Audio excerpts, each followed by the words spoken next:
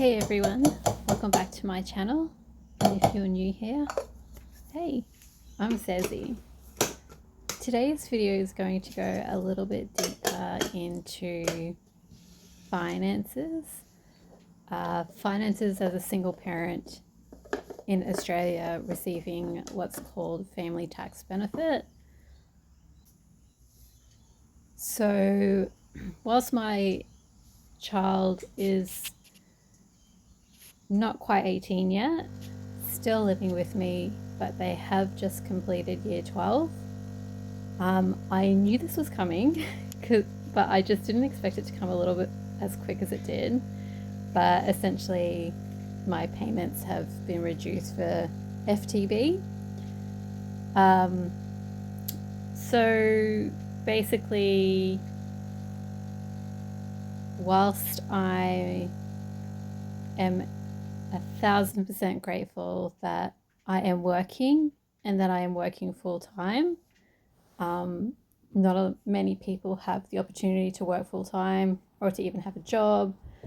And I'm not going to disclose specifically how much I earn, but it's not that much. So the extra money I got from the family tax benefit for the cost of raising my kid has always been a great extra bonus. Since I have been working full time, I've generally just saved this amount. But we can see here in this screenshot how much I was getting and what I'm going to be paid shortly. It's a bit of a shock, I have to say. So it's just me, it's single income. But now I'm going to have to continue to look after my daughter while she's still living with me. It's just very lucky as well that we live in a very tiny unit. The rent's still relatively cheap. It's not fancy by any stretch of the imagination, but and it's basically bursting at the seams. You can see there's all the shoes in the background. But it's a roof over our heads, and basically, whilst my food budget per fortnight, because I get paid fortnightly from work, so it's generally around about the $300 mark for both of us, and that's not always including actual food. It's all the household stuff.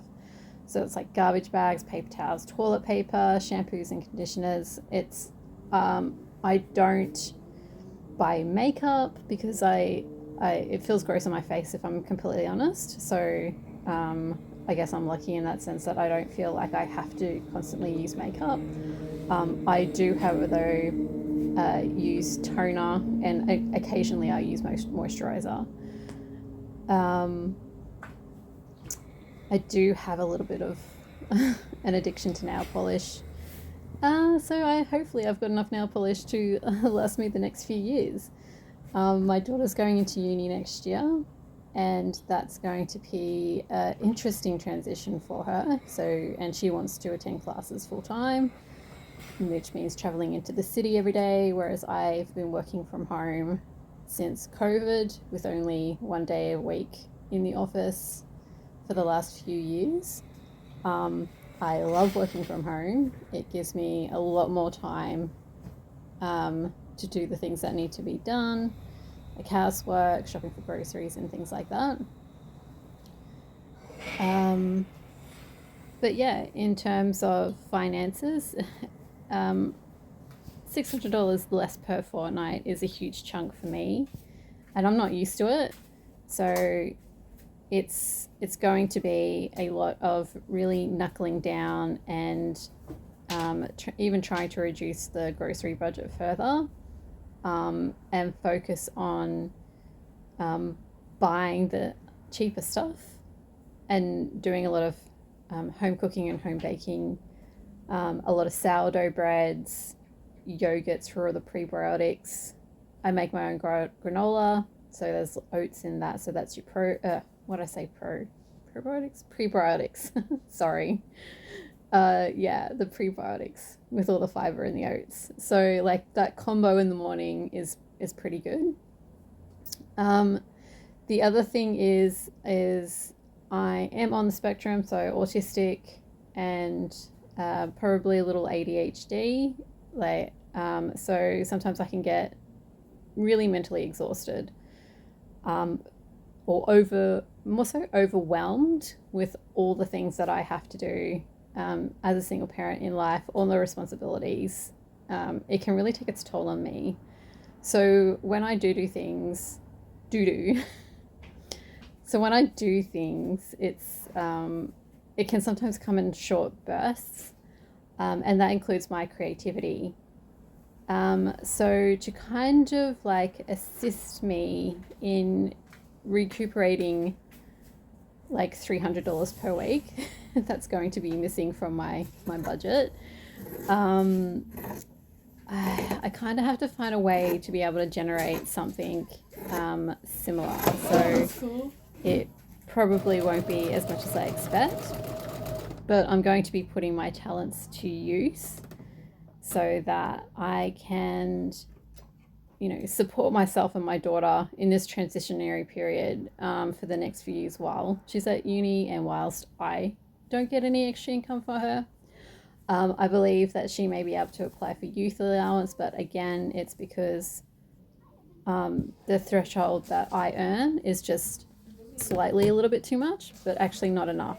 I can't get a loan for a house despite if I have saved enough for a deposit, because I won't be able to service the loan in the bank size, even though I actually can, but like just due to the widely high cost of housing in Australia and specifically Brisbane at the moment, I probably won't be able to get anything within my current area, and I've pretty much grown up here most of my life.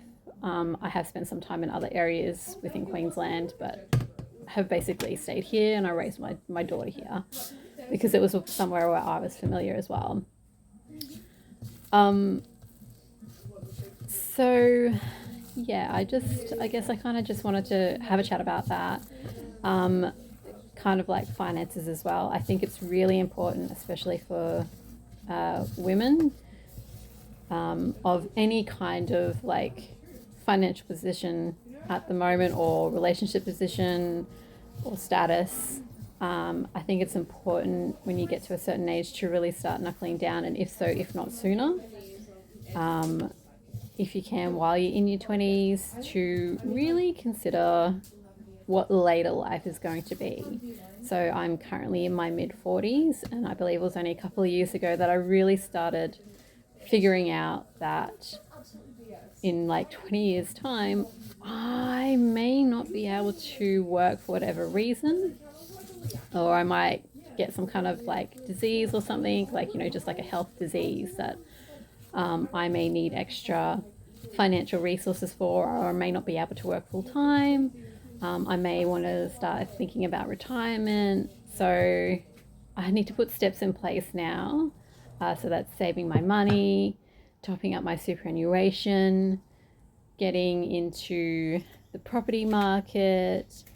And part of those stepping stones is looking after my current finances. So making and baking a lot of food at home, like that kind of thing. Having like maybe even like a side hustle, or starting a side hustle that kind of matches in with my creativity, but as well as like, my executive overwhelm that happens if I feel like things are getting too much, like in my brain, I almost not do them because it feels like it's going to take forever.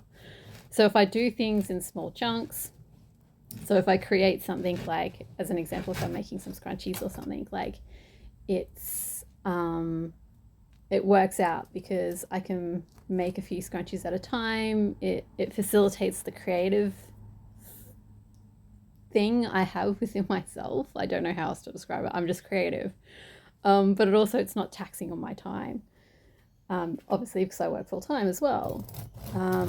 So I feel like putting a few things in place now at a nice slow pace so I can build it up. But I've got that little trickle of income coming in as well, because you just don't know what's going to happen in the future. My rent could suddenly increase, or I might find myself jobless. So it's important to just have these little backups in place. So yeah, thanks again for joining me on my little deep dive, my little rant, my little TED talk about finances and money. And if you're liking all of this, don't forget to subscribe and click the bell to get notifications. It'll help support me in growing my channel. Thanks again for watching. Bye.